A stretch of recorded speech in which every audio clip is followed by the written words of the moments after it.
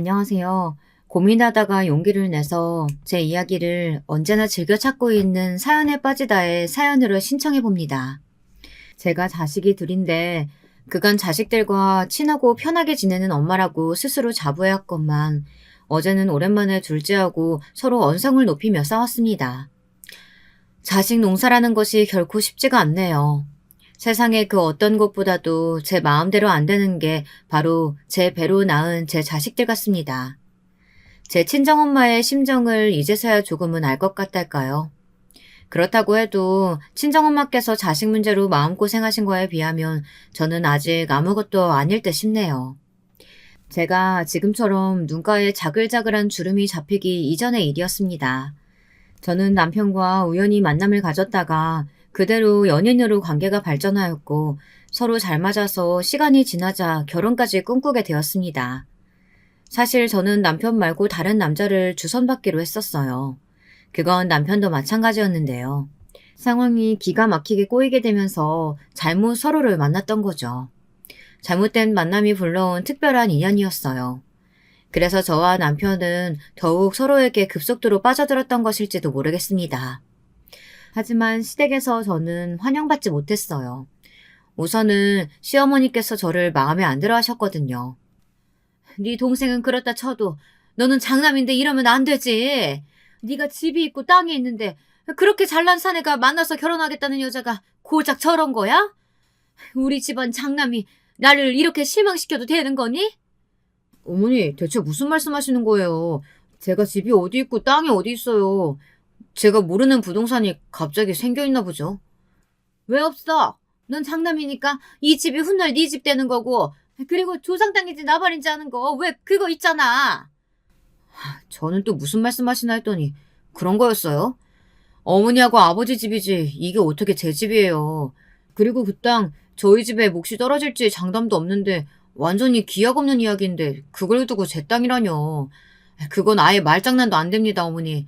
진짜 이러실 거예요? 아휴, 그게 아니라 너는 왜 나한테 화를 내고 그러니? 내가 이 이야기까지는 안 하려고 했는데 걔는 어쨌든 아니올시다야. 왜냐면 우리 지역 최고 무당이 정확하게 그렇게 말씀을 하셨다니까. 그러니 어쩔 수 없는 일이야. 뭐라고요? 무당? 어머니 설마 또 그 무당한테 찾아가서 돈 갖다 바치신 거예요? 제가 여태까지 제발 그런 짓 좀 하지 마시라고 간청드린 것까지만 해도 10번은 더 될 겁니다. 그 무당이 대관절 뭐길래 제 결혼을 반대한다는 겁니까? 무슨 상관이 있어서요? 너 그거 그렇게 가벼이 여길 거 아니야. 내가 예전부터 그랬잖아. 그 무당 덕분에 내가 옛날에 큰 화를 당할 뻔했던 걸 면했다고. 보통 용하신 분이 아니야. 네 누나 늦게 결혼한 거랑 결혼하자마자 임신할 것도 그 무당이 기가 막히게끔 다 맞히셨다니까? 시어머니께서 저를 반대하시던 큰 사유로는 두 가지가 있었습니다. 첫 번째로는 바로 무당 때문이었죠. 동네에서 그 무당을 신봉하는 무리가 있었는데 시어머니께서 그 안에 포함되어 있었답니다. 그 무리는 모였다 하면 무당의 용함을 논하였고 각자의 시댁과 며느리 등을 욕해댔어요. 그런 재미로 명맥을 이어가는 모임이었죠. 참고로 제가 이 모임을 정말로 치가 떨리게 싫어했답니다. 가뜩이나 시어머니께서는 각종 미신을 잘 믿으시고 여러 가지 가문이설에 휘둘리며 쉽사리 흥분하시는 분인데 그런 모임 때문에 시어머니의 특성이 더욱 활활 타오를 게 분명했거든요. 무당 핑계를 대셨으니 그건 즉 모임분들도 하나같이 저라는 존재를 반대하는 것에 한몫을 내고 계신다는 것이었어요. 저와 남편은 몹시 난감한 상황이었죠. 그때 상황을 단박에 정리하신 분이 계셨습니다. 뛰는 놈 위에 나는 놈 있고 미친 놈이 있으면 더 미친 놈이 있는 법이라고 하시잖아요. 시어머니의 무당 타령을 한 번에 잠재우신 분, 바로 다름 아닌 시아버지셨습니다. 이 정신 나간 예패네야. 내가 서문왕한테 생돈 갖다 바치지 말라고 얼마나 더 떠들어줘야 그 귓구녕에 내 얘기가 제대로 박히겠어. 귓구녕을 내가 언제 한번 세게 후벼 파줄까? 그러면 귀가 좀 들리려나? 당신 내가 무당집에 다녀온 거 대체 어떻게 알았어요? 안 들키려고 얼마나 철저하게 행동했는데. 물에 빠지면 입부터 가라앉을 우리 집 장남이 말하진 않았을 테고. 설마 그 블레시 같은 게 벌써 당신을 포섭한 거예요? 내가 이래서 걔를 며느리로 안 받으려고 하는 거라고요. 맞춤법도 모르면서 포섭이라는 말은 또 어디서 듣고 배운 거야? 하여간 이 옆에 내가 선무당이 사람 잡는 꼬라지를 언제 한번 제대로 보고 당해야 정신을 차리련가. 그때 되면 집안 돈 다 말아먹겠지. 선무당이 개소리 짓거렸다는 것 때문이라도 나는 이 결혼 허락할 거야. 선무당의 개소리는 하여간 전부 다 안 맞을 테니까. 이 양반이 또 술에 정신을 놓으셨나? 그런 것 때문에 장남 결혼 문제를 결정짓는 게 말이나 돼요? 아휴, 내가 못 살아. 어쩌다 이런 남자랑 결혼을 해가지고 자식을 셋이나 봤는지. 모임에 나가봐도 남자복 가장 없는 여자는 나뿐이야. 갑자기 우는 척을 하고 지랄이야. 서무당 닮아서 거짓 연기하는 걸 배워온 거야 뭐야? 장남 결혼을 서무당한테 맡기는 여편네보다는 내가 정상이야. 시아버지께서 그 무당을 질색해 오셨고 그래서 시어머니께서는 눈치를 봐가시며 몰래 모임 생활도 하셨던 건데요. 무당 때문에 제가 반대당하는 것을 아시고 시아버지께서는 반대로 무조건 찬성을 밀어붙이셨습니다. 시어머니께서는 거품 물고 뒤집어지실 전개였죠. 그런데 말씀드렸다시피 이유가 두 개였기에 무당 말고 또 하나 제가 반대를 당하는 이유가 있었는데요. 제가 아주 가난한 친정을 두었기 때문이었습니다. 시집 오면서 땡전 한 푼 없이 몸만 오는 거 아니냐며 시어머니께서는 그것을 저를 반대하시는 근거로 드셨습니다. 시아버지께서는 이것에는 살짝 고심을 하셨는데요. 시어머니의 말씀을 따라서 굳이 이런 조건의 며느리를 드려야 하나, 장남은 더 좋은 여자 만날 수 있는 녀석 아닐까, 이런 생각을 시아버지께서 하신 것이었는데요. 그때 아주 의외의 인물이 저에게 한 표를 던져주었습니다. 아버지, 어머니, 뭐 그렇게 어렵사리 돌아가셔요. 그냥 형이 하고 싶은 대로 결혼하게 내비둬요. 평생을 형만은 아우 없다라는 속담 맞는 걸 증명해오면서 살아온 사람이 바로 우리 형 아니겠어요? 그러니까 결혼도 옳게 선택한 거겠죠. 결혼하게 둬요. 낄낄거리는 웃음과 함께 저에게 찬성표를 던진 인물은 남편의 남동생이었죠. 저에게 시동생 되는 그 인물은 연애하면서 통 본 적이 없었기에 저하고 별로 친하지도 않았고요. 남편과 시동생이 하도 성격이 딴판이라 우애 좋은 형제가 아니었으니 자기 형을 위해서 굳이 발벗고 나섰다고 보기에는 아주 신기했죠. 그런데 그 뒤에 반전이 숨겨져 있었습니다. 시동생을 향해 제가 첫눈에 봐도 엄청 괜찮은 사람인 것 같다고 말을 해준 사람이 따로 있었던 겁니다. 시동생을 일부러 움직이게 만들었던 사람, 바로 시동생의 아내인 제 동서였어요. 나이를 보면 시동생이 일찍 결혼했다기보다는 동서가 일찍 결혼을 한 편이더라고요. 결혼 전에 시어머니께서 저에게 보이신 태도가 심상치 않았던 만큼 결혼하고 나서도 정말 힘들었습니다. 시어머니께서는 저에게 말씀 한마디를 좋게 해주지를 않는 분이셨거든요. 시댁과 집이 그나마 원편이어서 그 사실을 위안 삼았습니다. 만약에 거리가 가까웠다면 시도 때도 없이 갖가지 핑계를 만들어서 저를 불러내신 후 구박하셨을 거라고 생각하니 모골이 다 송연했습니다.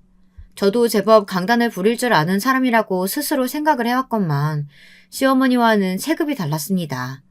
운동 경기를 보면 체급마다 아예 선수들을 분류해 놓잖아요. 70kg 이상은 70kg 이상끼리, 50kg은 50kg들끼리. 마치 그런 것 같았습니다. 무슨 말인가 하면 시어머니와 저의 체급은 아예 다르게 느껴졌다는 겁니다. 초반에는 저도 제가 시어머니와 대적을 해볼 수 있을 것만 같다고 생각했었어요. 하지만 그것이 착각이었음을 얼마 지나지 않았을 때부터 겸허히 받아들였고요. 도저히 일반적인 논리가 안 먹히는 분이셨으니 10번이면 10번 다 제가 손해를 보는 형국이었습니다. 가끔 시댁을 갈 때마다 저는 나무 아미탑을 나는 나무다, 아무 생각도 못하는 나무라서 타격이 없다, 이런 주문을 스스로 외워야 했습니다. 안 그랬다간 시어머니의 논리 없는 무대뽀 구박에 화병이 걸려 죽을 것만 같았거든요.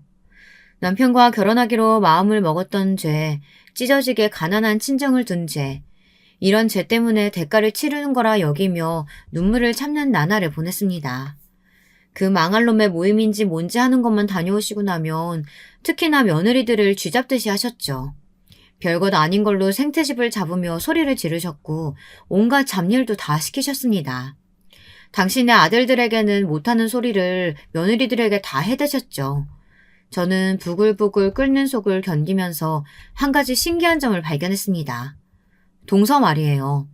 저보다 나이가 어리기에 금세 친자매처럼 잘 지내보자고 인사를 잘했었고 정말로 잘 지내고 있기는 했었는데 볼수록 신기하더라고요.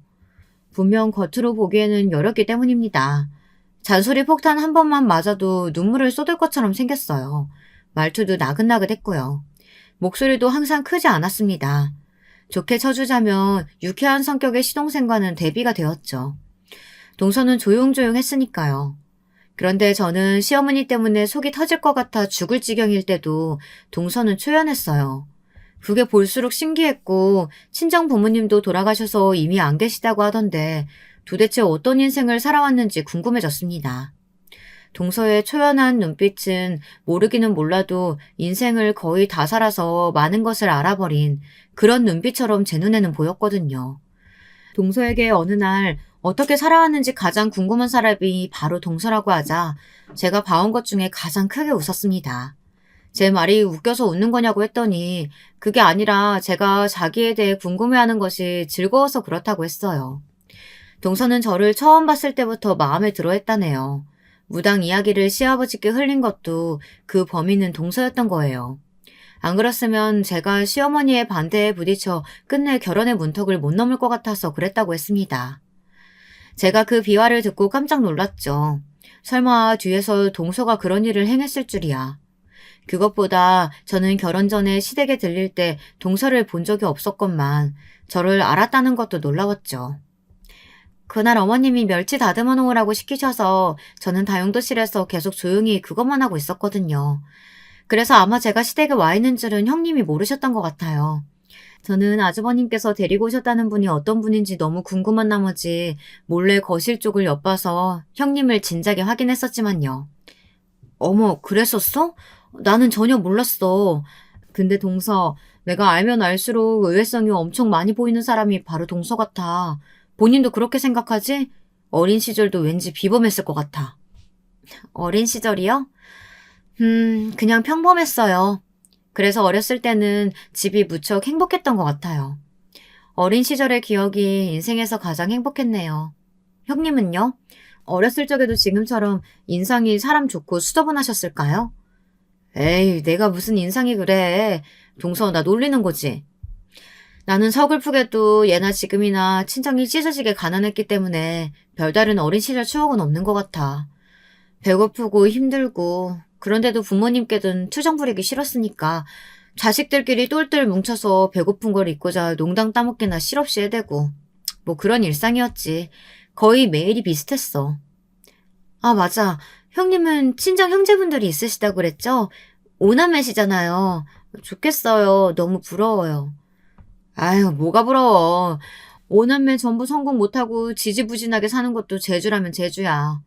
동서는 드물게 외동이라서 형제들 많은 집은 상상도 안 되기는 하겠다. 그래도 이제는 나를 친언니처럼 여기는 거 맞지? 나도 동생은 전혀 안 친하고 앙숙이나 다름없는 남동생뿐이라 동서 같은 여동생이라면 언제든 환영이야. 고마워요, 형님. 원래 제가 상당히 무료한 일상을 보내는 사람인데 형님 덕분에 즐거운 줄 알고 삽니다. 배시시 웃는 동서의 얼굴에는 제가 그 너머를 쉽게 들여다볼 수 없는 어떤 영역이 있었어요. 그런 걸 감추고 있는 사람이라는 건 진작 알아보았으나 그 너머로 가는 문을 제가 구태여 두드리지는 않았습니다. 사람마다 각자 고요해서 어디론가 흐르지도 않는 호수 하나쯤은 마음속에 품고 사는 것이라고 여겼으니까요. 비록 괄괄한 성격의 시어머니, 술을 사랑하시는 시아버지, 능글거려서 친해지기 어려운 시동생, 명절 때만 보는데 그때마다 인상 쓰고 있는 시누이, 시댁 식구들은 모두 만만치 않았고 속이 끓을 때가 많았으나 동서가 있어서 견딜만 했습니다. 동선에는 시댁과 근처에 살았거든요. 그래서 시댁에 가면 거의 매번 동서를 볼 수 있었죠. 동서는 일주일에 2번 정도만 아르바이트를 하며 지냈습니다. 다른 날들은 모두 집안일을 하고 시댁 일을 했죠. 시댁에 봉사하며 사는 걸 아니까 벌이가 썩 좋지 않은 시동생도 굳이 동서에게 일을 하라거나 말하진 않는 것 같더라고요.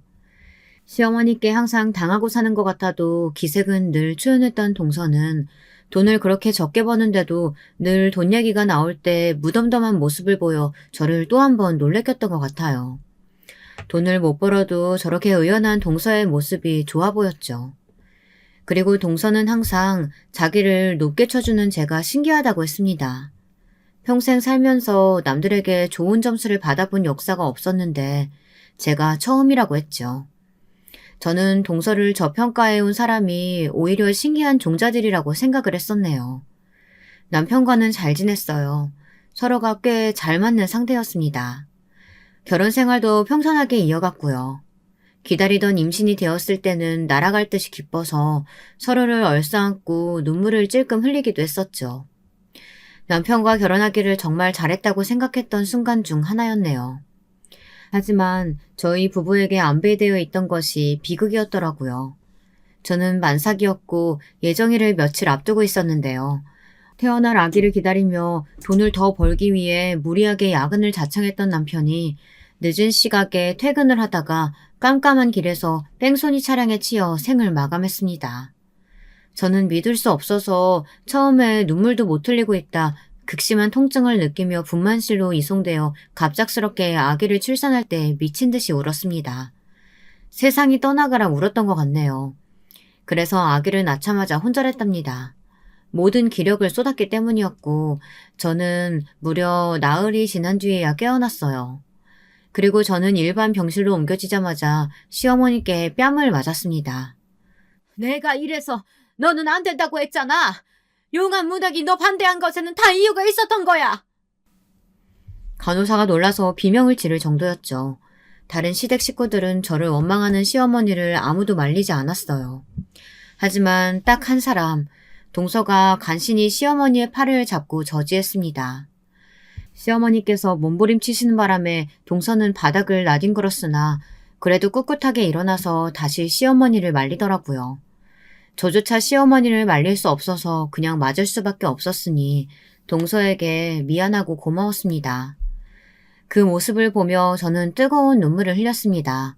저는 남편을 잃었지만 시어머니께서는 자식을 잃은 것이었으니 제가 어떻게 시어머니를 막을 수 있었단 말입니까? 시어머니께서는 제가 낳은 딸을 시댁에 두고 저는 영영 꺼지라고 하셨습니다. 손자가 아닌 건 마음에 안 들지만 장남이 세상에 남기고 간 핏줄이니 애를 써보겠다고 하셨죠. 애를 써주시기를 저는 원하지 않았어요. 당연히 아기는 엄마인 제가 키우겠다고 했고요. 시아버지께서는 술을 마시는 건 집이고 밖이고 가리지를 않는데 집에 갓난 아기가 있으면 불편하다고 하셨어요. 그 황당한 말씀 때문에 제가 아기를 무사히 사수할 수 있었죠. 당연하게 저는 그 이후로 시댁에 발걸음을 하지 않았습니다. 그럴 수밖에 없는 수순이었어요. 동서하고는 시댁의 발길을 끊고 서너 달이 지났을 때 처음 연락을 했었는데요. 그러고 나서도 틈틈이 연락은 주고받았었습니다. 직접 만난 적은 없었는데 남편 기일을 며칠 앞두고 오랜만에 처음 만났었죠. 남편의 기일이 아이의 생일이었습니다. 그게 해마다 너무 서글펐죠. 그런데 동서가 아이 선물을 사들고 온 거예요. 동서, 어쩜 이렇게 귀여운 아기용품을 다 사올 생각을 했어? 정말 고마워. 감동이야. 그간 잘 지냈지? 얼굴 많이 상한 것 같아서 걱정되네. 혹시 무슨 일 있었어? 걱정거리라도 있는 거야? 화장 열심히 하고 왔는데도 형님한테는 다 보이나 봐요. 제가 아무리 힘들다, 아프다, 괴롭다 이렇게 티를 내도 몰라주는 사람들도 참 많던데 형님은 다르신 것 같아요. 그렇게 말을 하며 조용히 웃는 동서가 왠지 안쓰럽게 느껴졌습니다. 저는 무슨 일이 있는 거냐고 캐물었지만 동서는 그저 심란한 일이 좀 있었을 뿐이고 별거 아니라고 말을 정리하였어요. 매사에 저보다 차분하고 의연한 동서니까 그렇다면 그런 줄 알고 저도 질문을 삼켜야겠다고 생각했습니다. 그때는 그게 동서를 위하는 길인 줄 알고 그렇게 했었네요. 저는 동서를 통해서 시댁의 근황을 아주 일부나마 들으면서 지냈고요. 동서의 목소리가 잠겨있는 것 같을 때라든지 그럴 때면 왠지 마음이 좋지 않아 일부러 제가 밝은 이야기를 많이 꺼냈던 것 같아요. 저는 서로에게 도움이 안 된다며 손가락질을 할지언정 어쨌거나 지지고 볶으며 지내는 친정 식구들이 있었기에 늘 이야기거리가 끊이지 않았거든요. 동서는 희한하게 제 친정 식구들 이야기 듣는 걸 좋아했어요. 그 중에서도 특히 제가 형제들과 아웅다웅하며 자라온 유년 시절의 이야기를 참 좋아했죠. 남들에게 말하기 창피할 정도로 찢어지게 가난했던 집안이었고 굶주린 일화들이 대부분이었는데도 동서는 늘 재미있게 잘 들어주었어요. 마치 동화를 듣는 것 같은 기분이라는 말도 했던 듯 싶습니다. 하지만 저에게는 동서야말로 동화 같은 사람이었던 것 같아요. 왜냐면 제가 아무리 꾹꾹 누르고 숨기며 산다고 해도 남편을 잃은 슬픔은 예고 없이 울컥 솟아올라 저를 괴롭혀댔는데요. 그걸 애써 모른 척하면서 무리하게 일을 하다 크게 알아놓은 적이 있었어요. 마음의 병이라고 해야 할지 원인도 몰랐어요. 그냥 가슴이 뜨거웠고 머리가 아팠으며 기력이 없었죠. 돈 나갈까봐 병원 신세를 지는 것도 무서웠고요. 작은 새언니가 그때 여력이 되는 때여서 제 아이만 잠시 돌봐달라고 맡긴 후 저는 집에서 혼자 끙끙 앓아 누웠다가 다 낫지도 않은 상태에서 억지로 일을 나간 뒤 더 크게 앓아눕는 것을 반복했습니다. 이러다가 미련하게 병을 키운 것이었죠. 끝내 병원에 가게 되었는데 면역 질환의 일종에 걸려버렸습니다. 절대로 무리하지 말고 한동안 요양만 하면서 삼시세끼 보양식을 챙겨 먹어야 그나마 빨리 털어낼까 말까라고 그랬어요. 앞이 까마득했죠. 미천 하나 없는 여자가 아이 혼자 키우면서 일하는 건 진짜 어렵더라고요. 주어진 상황 자체도 힘든데 주변의 시선 역시도 따라왔으니까요. 이런 것들까지 복합적으로 겹치면서 심적으로 너무 괴로웠습니다. 이때 마침 친정언니가 자궁암 진단까지 받게 되면서 아주 난리도 아니었고요. 더도 말고 덜도 말고 수중에 딱 500만 원만 아무 제약 없이 쓸 수 있는 돈이 그 정도만 있어도 행복할 것 같다는 생각이 들더라고요. 제가 하도 그런 생각을 하면서 지냈더니 동서하고 오래간만에 통화할 때 저도 모르게 그런 속마음을 잠시 내비쳤었나 봐요. 사실 저는 하도 혼이 빠져있는 터라 제가 그런 말을 했던 줄도 몰랐어요. 그런데 동서가 저한테 500만 원을 선뜻 건네주었던 것입니다. 동서, 이게 무슨 돈이야? 설마 내가 힘들다고 징징거려서 돈 마련한 거야? 나는 동서한테 신세 지고 싶어서 그런 소리 했던 게 절대 아니야. 동서도 동서의 생활이 있는데 내가 이걸 어떻게 받아? 형님은 은근히 눈치가 좋으시니까 어쩌면 아셨을지도 모른다고 생각하는데 저 사실 수중에 제 재산이 따로 있어요. 제가 쓸 수 있는 돈이 있어서 솔직히 돈에 얽매여서 걱정하며 살지는 않았어요. 그 얘기를 듣고 제가 놀랐다가 가만히 짚어보니 그간 동서가 여러 가지 이야기라든지 고민거리들 이런 걸 이야기할 때 단 한 번도 돈을 꺼낸 적이 없다는 게 생각났습니다. 그리고 동서의 말 맞다나 저는 그 순간 놀라기는 했으나 많이 놀라지는 않았어요. 어쩌면 은연중에 동서한테는 돈이 있다는 짐작을 하고 살아왔던 걸지도 모르겠습니다.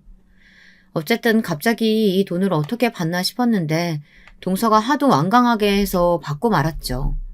너무 고마운 돈이었어요.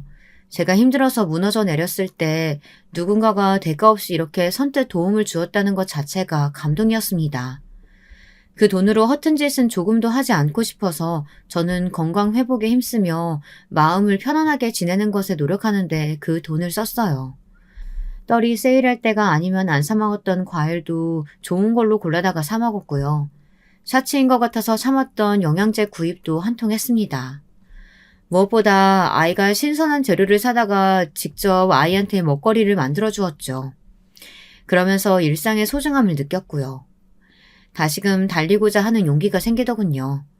저는 제 몸 상태를 봐가면서 다시 일을 조금씩 다니기 시작했고 적은 금액이지만 따로 돈을 모았습니다.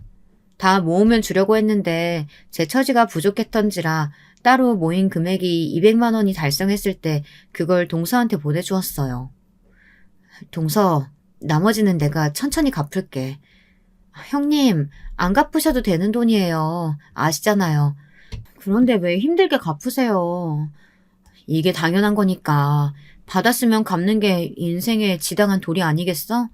그러니까 내가 나머지도 꼭 갚을 거야. 이자를 내가 아직 못 쳐주고 있으니까 그게 좀 미안하다. 아, 형님은 진짜 못 당하겠어요. 어떻게 이자 생각까지 하셨어요?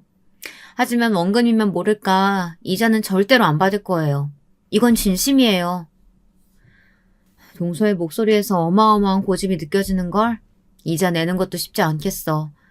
아, 혹시 돈으로 받기 싫으면 다른 걸로 내가 이자 낼게. 여태까지 나만 동서한테 내 이야기 주저주저 많이 떠들었으니까 이번에는 내가 동서의 숨겨진 이야기 들어줄래. 어때? 그건 오히려 저한테 손해인 거 아니냐고 따져묻고 싶은데 그럴 수가 없겠네요.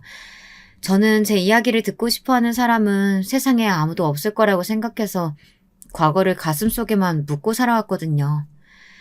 제 지난 이야기 형님은 진심으로 듣고 싶으세요?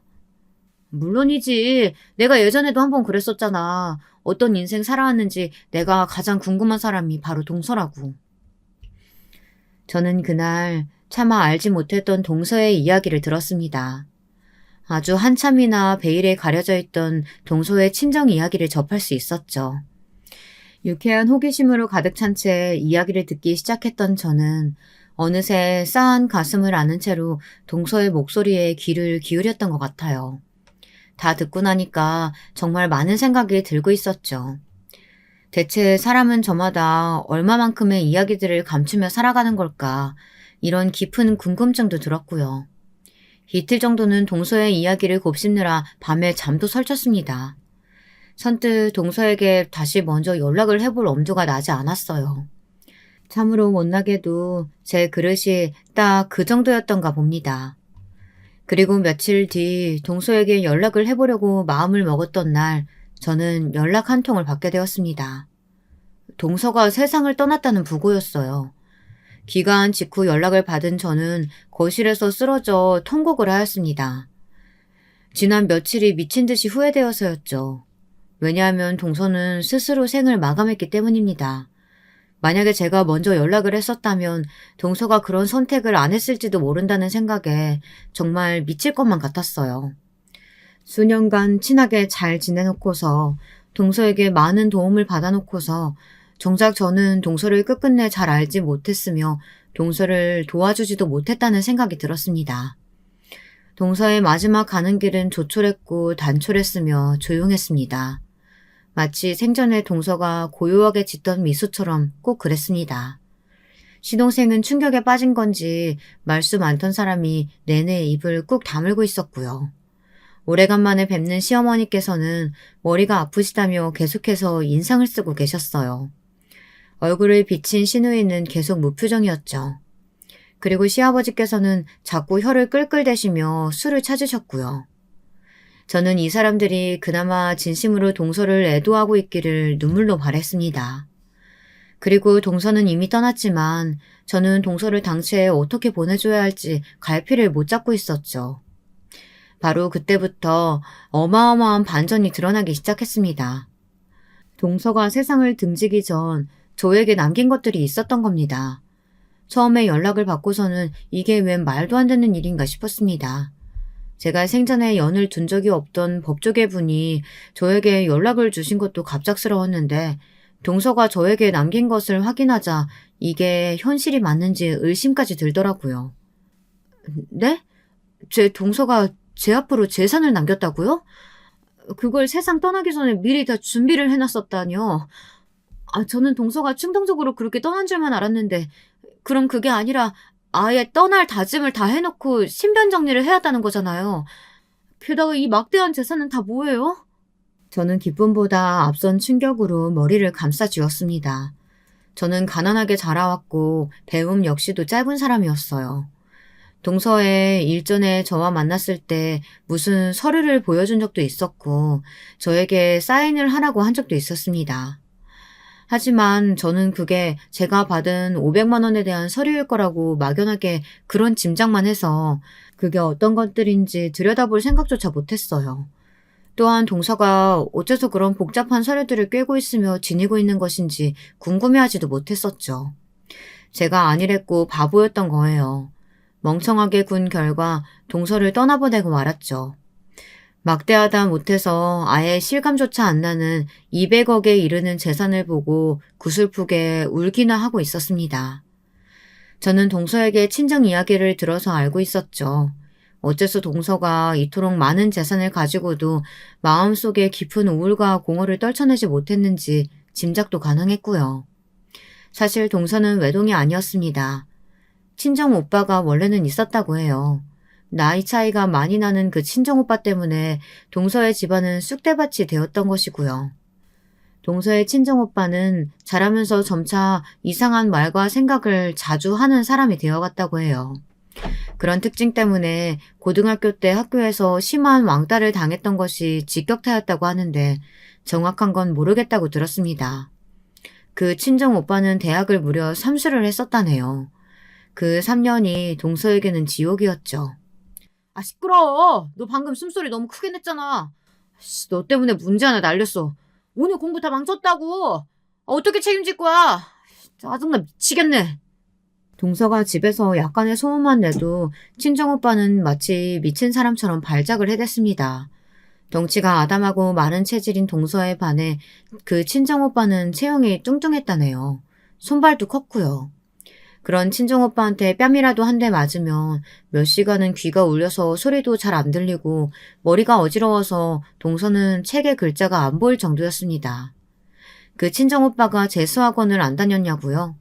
아닙니다. 동서의 친정은 매우 유복했어요. 그래서 동서의 친정 부모님께서는 정말 하실 수 있는 지원은 다 해주셨어요.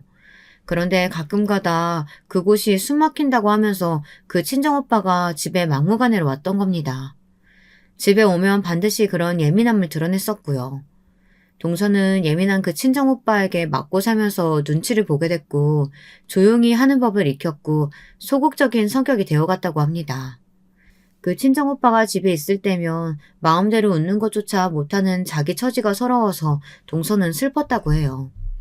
자기 오빠가 미웠기 때문에 성공하지 못했으면 이런 바라는 마음도 솔직히 있었지만 그건 아주 얄팍하게 작은 마음이었을 뿐 무조건 성공해서 좋은 대학에 들어가기를 바랬다고 합니다. 친정 부모님이 불쌍해서 그랬다죠. 하지만 결론만 먼저 말씀드리자면 그 친정오빠는 서울 소재의 중상위권 이상의 대학에 들어가는 것에 실패했습니다. 처음 재수 생활을 시작했었을 때는 의대를 목표로 하겠다고 헛소리를 했었는데 그건 진짜로 헛소리였던 것이죠.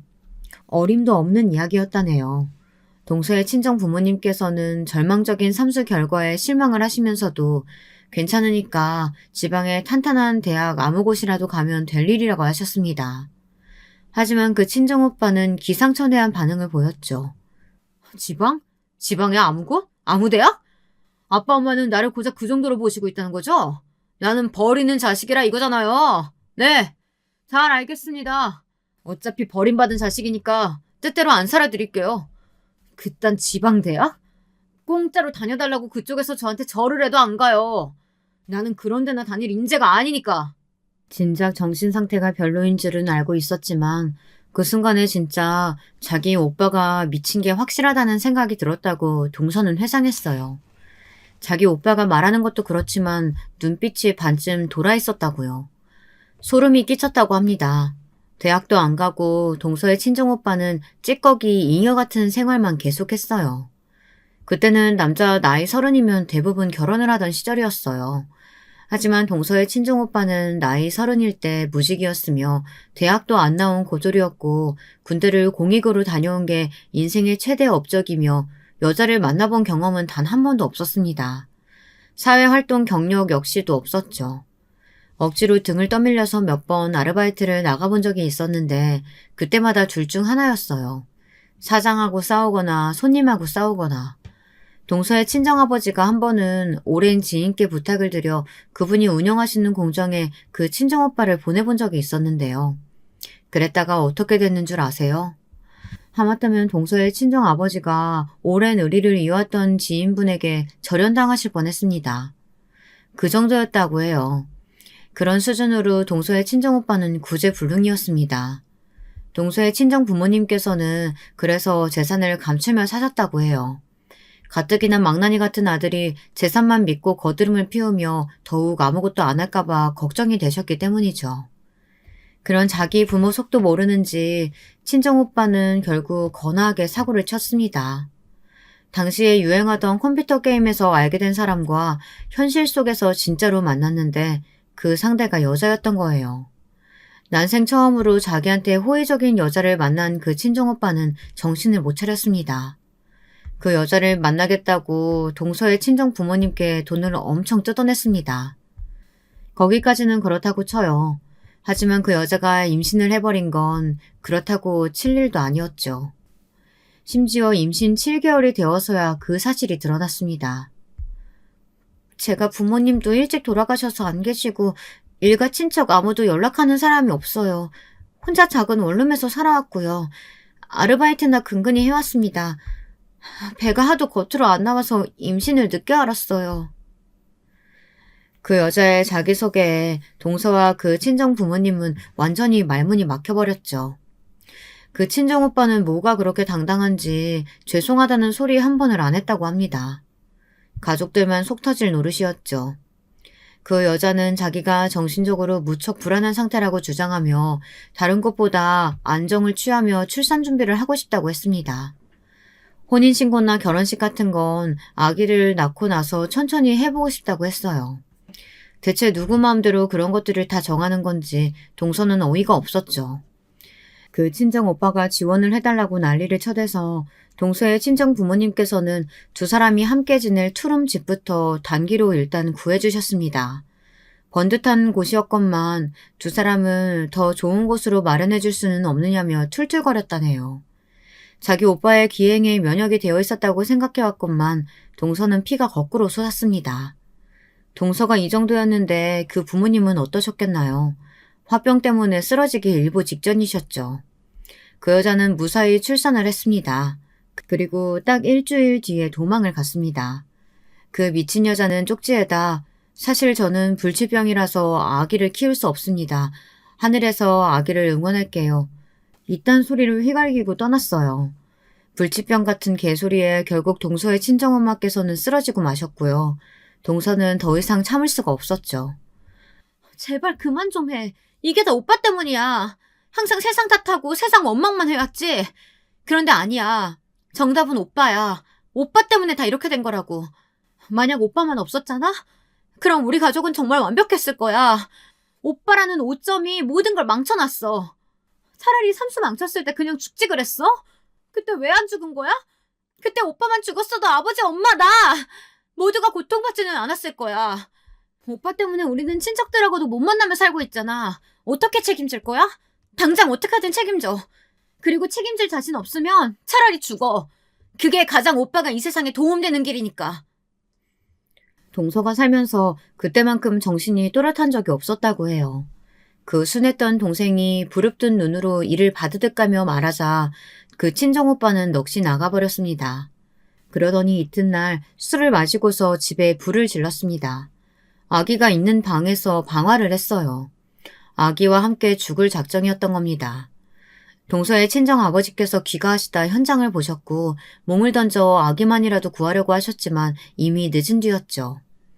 연약했던 어린 생명은 숨을 거두었고 파란만장했던 그 친정오빠의 삶도 마감했죠.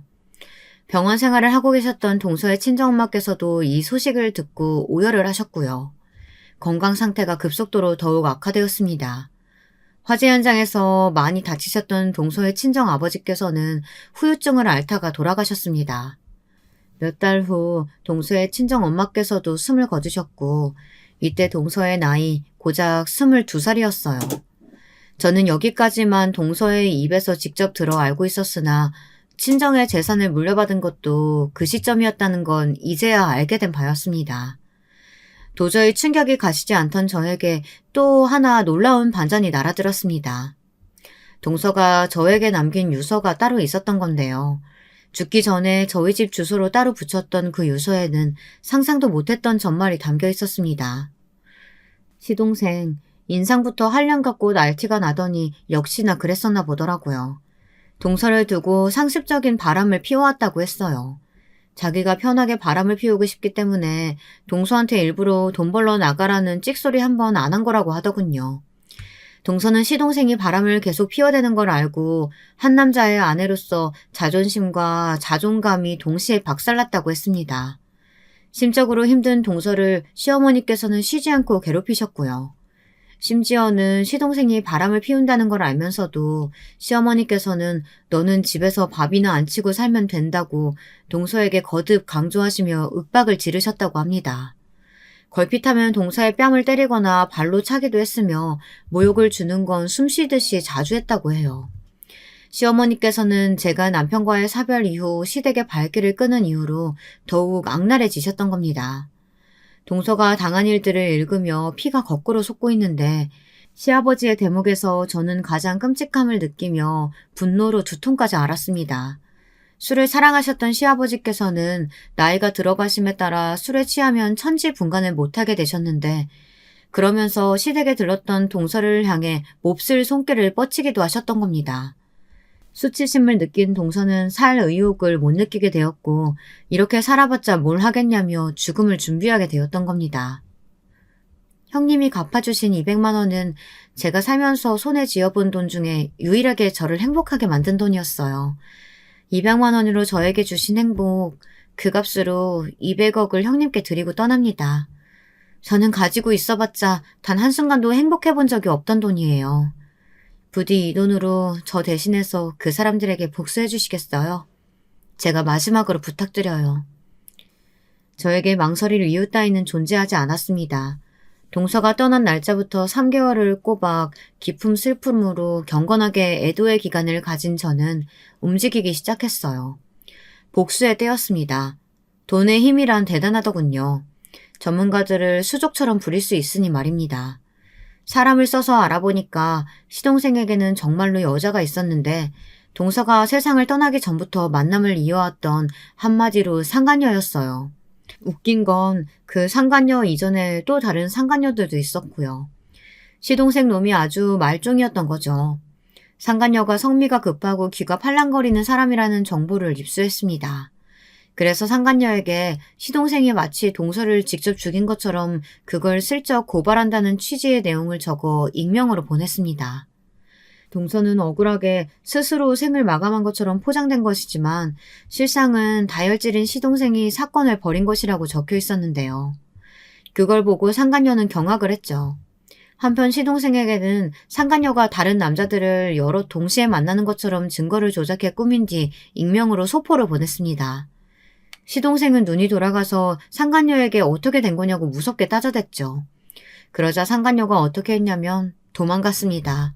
폭발한 시동생을 보면서 정말 이 남자라면 자기 아내를 처리하고도 남았을 거라고 생각한 모양이었죠.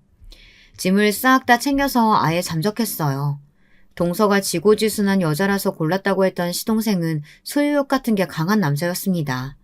상간녀가 사라지자 분노했는데 그때 맞춰서 제가 돈으로 준비한 꽃뱀을 보내주었어요. 예쁘지는 않아도 청순하고 여리여리한 여자였죠. 그리고 시동생의 비위를 잘 맞추며 무조건 숙여주는 미덕도 지니고 있었습니다. 불안정한 상태였던 시동생은 그런 꽃뱀에게 즉각 넘어갔어요. 금세 홀렸죠. 그리고 연기력이 끝내주는 꽃뱀의 온갖 거짓말에 다 넘어가서 돈을 다 뜯겼습니다. 돈도 잃고 배신까지 당한 시동생이 절규하던 모습 어찌나 볼만했는지 몰라요. 시동생이 자기 발등 찍으며 자멸하는 동안 그 모치는 뭘 하고 계셨냐고요? 한바탕 솟고 계셨습니다. 시어머니께서 그렇게나 맹신하시던 무당 제가 찾아가 봤어요. 그리고 돈으로 매수했죠. 대단한 무당이니 어쩌니 해도 결국 돈 앞에서 눈이 돌아가더군요. 돈을 받은 무당은 시어머니에게 엉뚱한 소리를 해댔습니다. 집에 부정한 기운이 내려앉았으니 당장 재산을 다 처분해야 한다고 했죠. 네?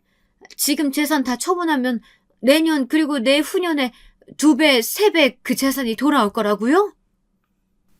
다른 사람한테 말하면 큰일 난다고 무당은 입조심을 강조했고 시어머니께서는 더욱 그 엉뚱한 소리에 진심으로 빠져드셨습니다. 아무한테도 알리지 않은 채 재산을 슬그머니 하나 둘 처분하셨죠. 저는 시아버지께 익명의 제보를 드렸습니다. 시어머니께서 무당한테 홀려 전 재산을 날리는 중이라는 내용이었죠. 시아버지께서는 당연히 크게 분노하셨는데 만취하신 채였습니다. 왜냐하면 시아버지께 계속해서 지독하게 독한 양주를 선물로 보내드리고 있었거든요. 값비싼 양주를 보신 시아버지께서는 눈이 돌아가셔서는 술 드시는 걸 멈추지 못하셨습니다. 독한 술에 취해 계셨던 시아버지께서는 이성을 잃고 시어머니를 때리셨어요. 이 빌어먹을 옆에 내가 기어이 무당 때문에 재산을 말아먹어? 이웃의 신고로 경찰이 도착했을 때까지도 시아버지께서는 정신이 반쯤 나가신 채로 시어머니를 때리고 계셨다고 합니다. 시어머니께서는 경찰이 오자 이제 살았다고 하시며 얻어 터지신 채로 무리하게 움직이셨다 맞아서 아팠던 다리 때문에 크게 넘어지셨는데요. 그러면서 턱으로 엄청 다치셨어요. 애초에 턱을 맞으셨기도 했고요. 그래서 몇 달 동안 아무 말씀도 못하고 치료만 받으며 사셨습니다. 그렇게나 시끄럽게 떠드셨던 분이 턱을 다쳐서 식사도 거의 못하시고 가만히 지내셨다는 게 정말 믿기지 않을 만큼 우스운 일이었죠. 고주망태가 되신 시아버지께 일부러 상황을 만들어 범죄를 유도한 건 아주 쉬운 일이었습니다. 돈으로 섭외해둔 슈퍼 주인이 일부러 티가 나게 자리를 비우며 딴청을 피우자 시아버지께서는 술을 품에 넣고 슬쩍 계산 없이 나가버리셨죠. 그걸 2번이나 반복하자 시아버지께서는 경계를 아예 푸셨고요. 술에 항상 쩔어 계셔서 판단력이 흐려진 머리로 아주 대범하게 행동하셨습니다. 야간에 침입해서 3번째로 또 술을 훔치셨던 건데요. 당연히 딱 걸렸죠. 일전에 훔쳤던 것들까지 전부 다 걸렸어요. 일부러 덫을 놓은 것이었으니까요. 시아버지께서는 합의를 노려보실 돈도 없으셨고 저에게 미리 섭외된 슈퍼 주인은 당연히 합의 의사가 없었습니다. 그 결과 시아버지께서는 실형을 살게 되셨습니다. 집안 자체가 아예 폐가망신되었어, 동서. 하늘에서 조금은 후련해하고 있는 거야? 대답을 들을 수 없다는 게 정말 아쉽다. 동서, 나 앞으로 잘 살아볼게. 그게 동서한테 속죄하는 길이고 동서가 나한테 바라는 것일 테니까. 거액을 제가 다 쓰겠다는 욕심 따위는 애초에 가지고 있지 않았습니다. 복수를 한 뒤 그들이 모두 고통 속에서 나뒹구는 것을 확인하자마자 저는 준비를 시작했어요. 알아보고 준비하는 것에 한참 걸렸으나 어쨌든 동서의 이름으로 장학재단을 만들 수 있었습니다. 그곳을 통해 저는 기부를 하게 되었고요. 이렇게 동서의 이름이 뜻깊게 남아서 좋은 취지로 돈이 쓰이게 되었다는 것이 무척 다행이라고 생각합니다. 잘한 결정이라고 내내 그렇게 여기면서 살아왔답니다. 여러분, 2번째 사연 시작하기 전에 좋아요, 구독 꼭 눌러주실 거죠? 그럼 2번째 사연 지금 시작합니다. 안녕하세요. 저는 어느덧 40살을 바라보고 있는 대한민국의 평범한 여자입니다. 오늘은 여러분들의 사연을 듣다가 시댁과의 기막힌 에피소드를 저도 한번 꺼내보고 싶어 이 글을 쓰게 되었네요. 저는 경기도에서 태어나 쭉 살아온 평범한 사람입니다. 아버지는 구급 공무원으로 공직 생활을 하셨고 어머니는 살림을 알뜰살뜰 꾸리시는 가정주부셨습니다. 당연히 외벌이 공무원 집이었기 때문에 그다지 금전적으로 넉넉하진 못했습니다. 그래도 항상 성실하게 월급을 어머니께 가져다 주시는 아버지 덕분에 저와 남동생, 엄마, 아빠, 우리 4식구는 화목하게 잘 살아왔어요. 다만 자라면서 아쉬웠던 점은 자매가 있는 친구들이었습니다. 저는 특히 언니보다는 여동생이 있는 친구들이 부러웠어요. 여동생이 있어서 미주알 고주알 모든 일을 함께하고 이야기를 나누면서 지내는 친구들이 한없이 부러웠죠. 남동생은 너무 말이 없어 재미가 없었거든요. 그렇지만 그것 말고는 제 생활에 나름 만족하면서 학창시절을 보냈던 것 같아요. 나이가 들고 고등학생이 되자 저는 제 진로 고민을 시작했습니다. 뭘 하고 싶은지 정확하게 정해놓은 것이 없이 공부만 하다 보니 막상 고3이 되자 너무 고민이 되더라고요. 앞으로 어떤 직업을 가지고 어떤 삶을 살아야 할지 제 스스로 학교를 벗어나 제 삶을 결정한다는 게 굉장히 어려운 선택으로 느껴졌죠. 그러다 문득 제가 아버지를 존경하고 있다는 것을 깨닫게 되었습니다. 매일 아침 8시에 출근하시고 저녁 6시에 퇴근하시며 시계추처럼 하루를 쌓아오신 아버지의 성실함이 대단하게 느껴지고 저도 하루하루 그렇게 일상을 쌓아가고 나라를 위해서 제 작은 힘이나마 보태는 그런 삶을 살고 싶었습니다. 다행히 성적이 나쁘지 않아서 요즘 말하는 인서울대학을 진학하려고 하는데 고3 담임 선생님께서 그러시는 거예요. 근데 수영아, 나중에 공무원이 되고 싶다고 했지? 혹시 경찰 공무원은 어떠니? 네, 경찰 공무원이요? 어때? 평소에 리더십 있고 성실한 모습을 보면 좋은 경찰이 될 수 있을 것 같은데 한번 고민해보지 않겠니? 경찰. 저는 경찰도 공무원이라는 생각을 해본 적이 없었어요. 그렇게 생각해보니 체육 시간에 주장을 맡아 경기를 승리로 이끈 적도 있었고 경찰에 대한 로망도 가지고 있었어요. 이 길이 꽤 저한테 맞을 것 같은 생각이 들더군요. 그렇게 저는 경찰 행정학과를 진학하게 되었습니다. 경찰의 꿈을 품고 대학에 가자 고등학교 때보다 더 타이트한 스케줄이 기다리더라고요. 대학 수업을 다니면서 저는 20살이 되면 꼭 해보고 싶었던 카페 아르바이트를 시작했습니다. 그리고 그곳에서 마치 운명처럼 지금의 남편을 만나게 되었죠. 남편은 저와 같이 아르바이트를 하던 제 인근 대학교 경영학과 학생이었는데 저와 동갑내기 20살이었습니다. 같이 일을 하다가 정이 들어서 군대 갈 때 격려도 해주고 전화도 받아주고 하다 보니 군대 제대하기 전에 우리는 사귀는 사이로 발전해 있었어요. 군대 복학해서는 그 사람도 저도 한참 취업 준비로 바빴고 30살이 되었을 무렵 우리는 각자 경찰과 은행원이 되어 사회에서 어엿한 한 몫을 하게 되었죠. 그리고 서로 직장이 확실해지자 결혼 이야기가 나오기 시작했어요. 저는 남친의 부모님께 인사를 드리게 되었습니다. 만나기로 한 장소는 연회장이 있고 개별 룸이 있는 인근에서 유명한 고깃집이었습니다. 특히 돼지 양념갈비가 맛있는 집이었죠. 저는 베이지색 원피스를 입고 멋들어진 자켓도 걸치고 핸드백도 들고 식당으로 갔습니다. 남친의 가족분들은 먼저 와 계시더군요. 그 나이 연배의 평범한 인상이셨고 저를 보고 미소를 보내셨습니다. 다행히 저를 마음에 들어 하시는 것 같았어요. 특히 어머니께서는 저를 보고 아가씨가 너무 곱다며 그래 경찰을 한다고 들었는데 일이 험하지는 않냐고 걱정을 해주셨어요. 저는 주로 행정 업무가 많아서 괜찮다고 말씀을 드렸죠. 어머니는 아파트 상가에서 국수집을 운영하셨는데 다음에 국수 먹으러 오라고 살갑게 말씀해 주셨어요. 저는 저에게 호의적인 어머니의 모습을 보면서 긴장을 털어낼 수 있었습니다. 저는 남친의 가족분들을 보고 나니 아, 이 집에 시집 가면 마음 편하게 살 수 있겠구나 그런 생각이 들었습니다. 그만큼 부모님들이 인상도 좋으시고 푸근하신 느낌이었거든요. 그렇게 우리 커플은 1년여의 시간을 더 연인으로 보냈어요. 남친도 직장에 적응할 시간이 필요했고 저도 직장에 적응하느라 정신이 없었기 때문에 한동안은 결혼 생각도 하지 않고 바쁘게 보냈죠.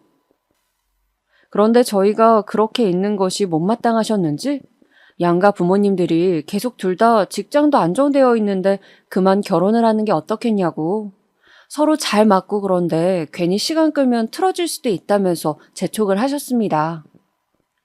그래서 양가 부모님 등살에 우리는 30대가 되고 막 결혼을 하게 되었습니다. 결혼을 하고 신혼여행을 가고 정신없이 지내다 보니 결혼 후 1년쯤 지나서 아기가 생겼습니다. 저와 남편은 기쁜 마음으로 태교를 하고 무사히 아기를 출산했어요.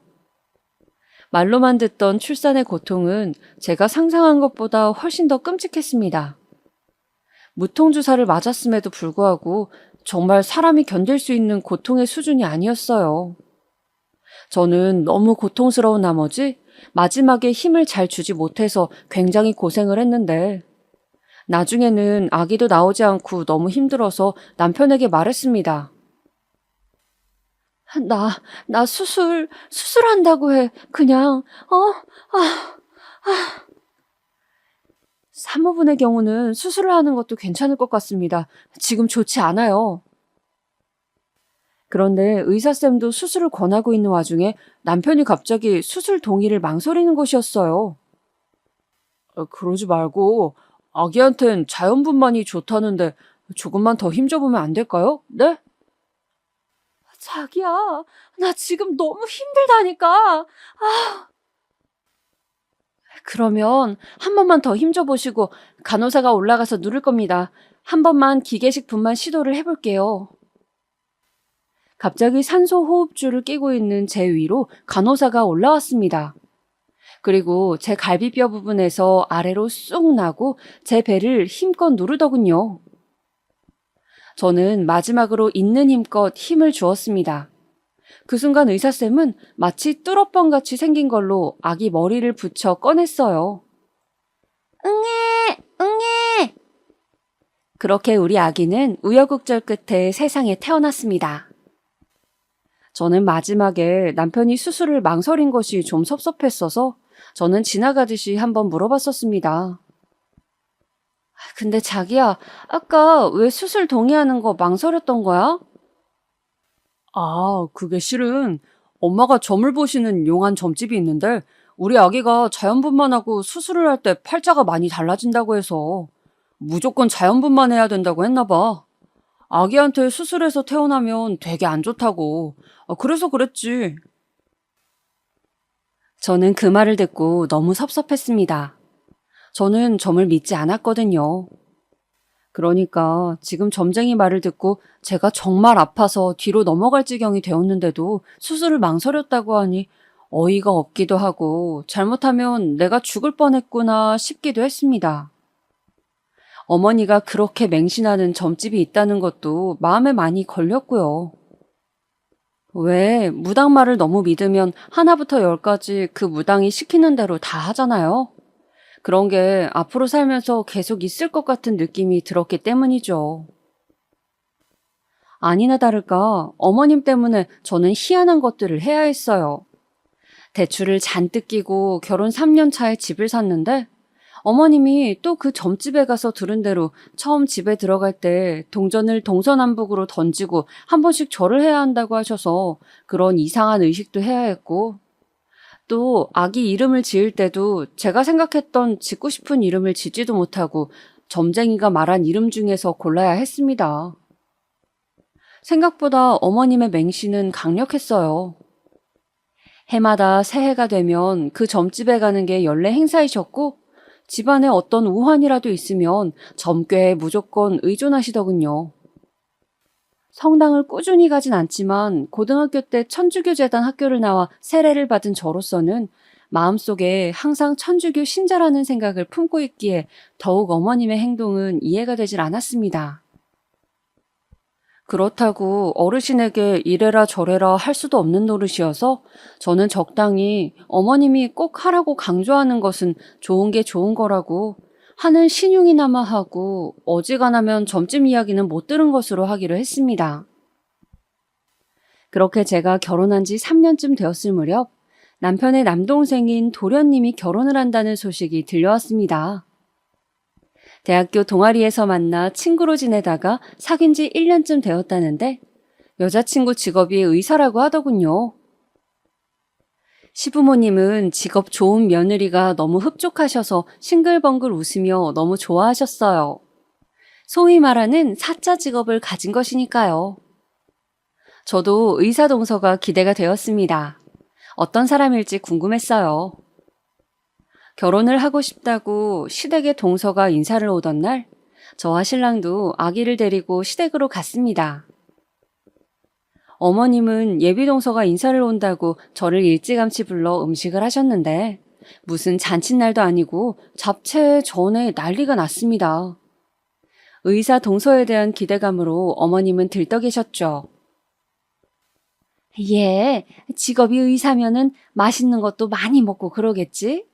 내 음식이 입에 안 맞다고 하면 어떡하지? 맛있어야 할 텐데 걱정이다.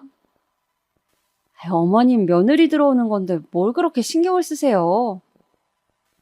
보통 며느리가 아니잖니. 의사잖아. 우리 집에서 변변히 결혼할 때 재산을 뚝 떼줄 수 있는 것도 아닌데 결혼하겠다고 해주니 얼마나 고맙니? 이제 우리 둘째 아들은 아주 팔자가 폈어. 이 애랑 결혼하고 애만 하나 낳으면 그 후로는 인생이 아주 그냥 탄탄대로라고 김도사가 그러더구나. 김도사는 어머님이 맹신하는 그 무당의 이름이었어요. 저는 어쩐지 오늘은 무당 이야기를 안 하신다 했는데 드디어 또 등장하는구나 싶었습니다. 그래서 내친 김에 더 여쭤보았죠.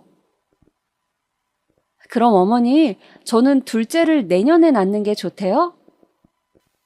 그래, 너는 올해가 가기 전에 꼭 아기를 가져서 내년에 둘째를 낳으면 좋다고 하더구나. 그러면 그 둘째가 커서 너희 부부에게 큰 복을 가져다 준다는구나. 도련님은 오늘 오시는 분과 결혼하면 제일 좋고요. 그래, 결혼하고 5년 안에 아기를 꼭 가져서 출산하면 이혼하지 않고 백년해로 한다고 했어. 김도사가 얼마나 용한지 그동안 못 맞춘 게 없다고. 그렇게 너희와 둘째네 앞길 좋게 만들어주고 나면 나는 이번 생에 내 할 도리는 다 한 거라고. 그 후부터는 마음 편한 노후를 보내면 된다고 하더구나. 저는 무슨 하늘의 계시라도 받은 듯한 어머님의 비장한 태도에 더욱 어이가 없었습니다. 어떻게 점을 적당히 믿어야지 저렇게 맹신할 수가 있는지. 아무튼 그렇게 전을 뒤집고 나무를 묻히고 난리 부르스를 춘 다음 드디어 예비 동서가 도착했습니다. 띵동. 어서 와요. 실례하겠습니다. 등장한 동서는 호리호리한 몸에 의사다운 지적인 외모를 가진 사람이었습니다. 저는 괜히 의사라고 하니 그런지 몰라도 똑똑해 보이는 사람이라는 생각이 들었죠. 첫 만남이라 그런지 동서는 말을 많이 하진 않았고 그저 결혼해서 잘 살겠다고 하는 것이었어요. 산부인과로 전공을 택했다는 동서는 자신도 얼른 아기를 낳고 싶다고 웃으며 말했죠. 그리고 결혼 준비와 관련한 비용 문제 같은 것은 부모님들 신경 쓰실 것 없이 도련님과 둘이 알아서 해결하겠다고 하더군요. 시댁에서는 돈도 필요 없다고 하니 좋아 죽으려고 하시더군요. 어머님은 김도사가 올해 대운이 들었다고 하더니 정말 그 말이 맞다며 기뻐했고 남편은 어떻게 동생 녀석이 저런 여자를 데리고 왔나 신기해하며 온 가족이 마치 무슨 로또를 맞은 듯 기뻐했어요. 저는 둘째 며느리 덕을 얼마나 보려고 저렇게 좋아하나 시댁의 소물적인 반응에 어이가 없었지만 뭐 저하고는 별로 상관없기에 그냥 가만히 있었습니다. 아랫동서이니 그냥 지나치게 버릇없지만 않으면 같은 며느리 처지로 그닥 제가 좋을 것도 없고 안 좋을 것도 없으니까요. 그렇게 도련님은 집에 인사를 온 지 6개월 만에 후딱 결혼식을 올렸습니다.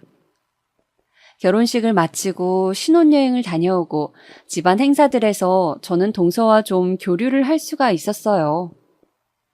동서는 점잖은 사람이었지만 자신의 일에 대해서는 자기 위주의 생각이 아주 컸고 자신의 생활이 중요한 사람이었어요. 뭐랄까, 이기주의는 아닌데 개인주의라고나 할까요? 그렇지만 분명히 자신만의 상식에 대한 생각은 분명한 사람이었습니다.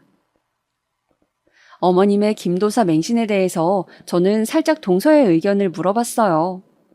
동서는 다른 종교가 없기도 하고 어머님이 그렇게 믿으신다면 자신도 협조하는 모습을 보여드려야겠다고 하더군요. 그 부분이 어머님에게 중요한 부분일 수도 있다면서요. 그렇게 동서는 어머니와 친해져 보겠다고 같이 점집에 다녀오는 것이었습니다. 형님 있잖아요. 진짜 그 김도사님이 제가 의사 공부할 때 시험 한 번 망친 것까지 다 맞추더라니까요. 정말 대단하시죠? 어쩜 그렇게 쪽집게 같은지 진짜 신기해요. 재미있던데요? 다음에 다 같이 가보는 건 어때요? 사실 어머님이 저한테도 김도사에게 같이 가보자고 여러 번 말씀을 하셨지만 저는 천주교이고 그런 것을 워낙 믿지 않기에 따라가지 않았었습니다. 아, 나는 그런 걸 잘 안 믿어서. 한번 가보시면 완전 놀라실 건데 아쉽네요. 근데 동서는 의사인데도 그런 걸 믿어? 의사는 어떻게 보면 일종의 과학자지만 세상에는 인간의 힘으로 안 되는 것들도 많이 있으니까요. 그렇게 동서가 우리 집안에 적응하려고 애쓰고 있는데 저와 어머니 사이에 좀 트러블이 생겼습니다. 바로 제가 최초로 김도사의 말을 어기는 결정을 하게 된 것이었죠. 어머니께서는 올해 안에 아기를 가지라고 했는데 저는 당시 허리가 무척 안 좋았거든요. 그래서 그냥 둘째 가지기를 잠정 포기했어요. 제 결정을 말씀드리자 어머님은 저에게 화를 내셨죠. 첫째야, 내가 둘째를 꼭 가져야 한다고 했잖아. 왜 내 말을 안 듣니? 어머님, 아시다시피 제가 11월에 교통사고가 나서 허리가 아직도 너무 아파요. 애가 보채서 좀 안아주기라도 하면 온 다리가 저릿저릿해서 계속 누워 있어야 하는데 어떻게 임신을 하겠어요? 제 몸 완전히 아작나는 일인데. 그래도 김도사가 그렇게 하라는데 그렇게 해야지 어떡하니? 그게 너희들한테 제일 좋은 일이라고 하는데. 그래도 저는 못 가져요, 어머니. 죄송해요. 허리가 너무 아파서 침도 맞고 하는데도 전혀 차도가 없는데 무슨 아기를 가져요. 저는 그렇게 어머님이 이야기한 김도사의 말을 처음 어겼습니다. 처음 뵀을 땐 그 푸근한 인상은 어머니 말을 잘 들을 때뿐이었어요. 제가 김도사의 말을 한번 어기자 어머님께서는 그 후로 제 욕을 하시며 계속 화를 내시고 꼬투리를 잡으셨습니다.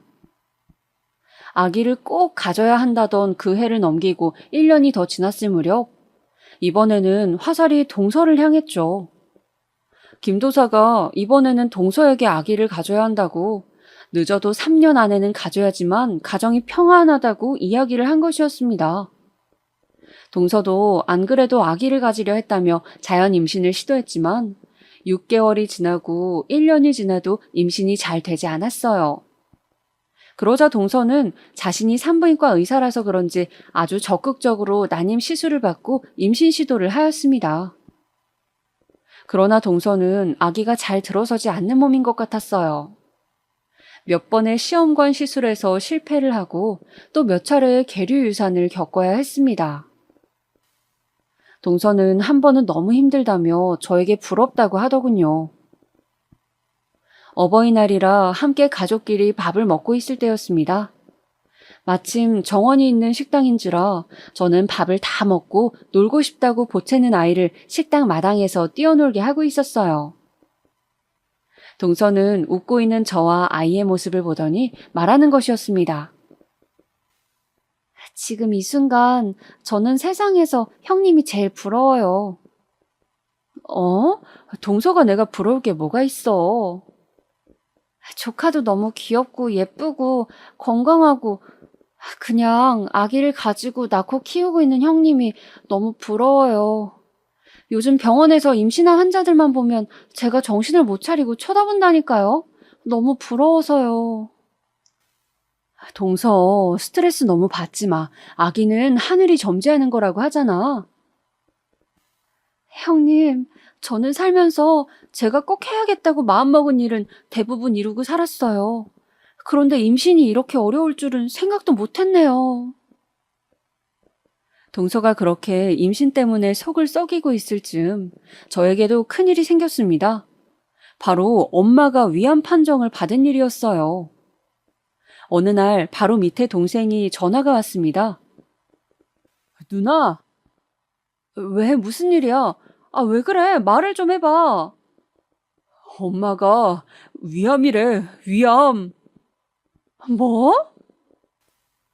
저는 그 길로 집으로 달려갔어요.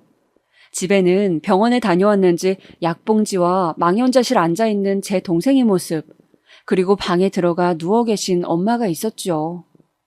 그냥 소화가 안 되는 것 같아 병원에 갔더니 위암이라고 했다는 겁니다. 저는 너무 놀라 병원을 여러 군데 가보자고 했어요. 그렇게 몇 군데 큰 병원을 다녔지만 모두 위암이라고 하더군요. 그것도 좀 진행이 된 상태라고요. 마치 하늘이 무너지는 것 같았습니다. 이제 겨우 저 시집 보내고 손주 커서 학교 가는 거 볼 날만 기다렸는데 평생 고생만 한 우리 엄마가 암이라니. 저는 한동안 엄마를 돌보는데 제 모든 노력을 다했어요. 좋다는 것을 구해서 드리고 수시로 집에 들러 먹을 것을 챙기고 병원 갈 때마다 모시고 갔죠. 그런데 하루는 시댁 가게에 들렸더니 시어머니가 그러시는 거예요. 아가, 요새 바쁘니? 한 번씩 나와서 가게 일도 돕고 하더니. 아, 어머니, 제가 말씀을 못 드렸죠? 저희 어머니가. 아, 그거라면 들었다. 편찮으시다고? 그런데 뭐 요새 세상에 암이 흔하잖아. 별일이야 있으시겠니? 네?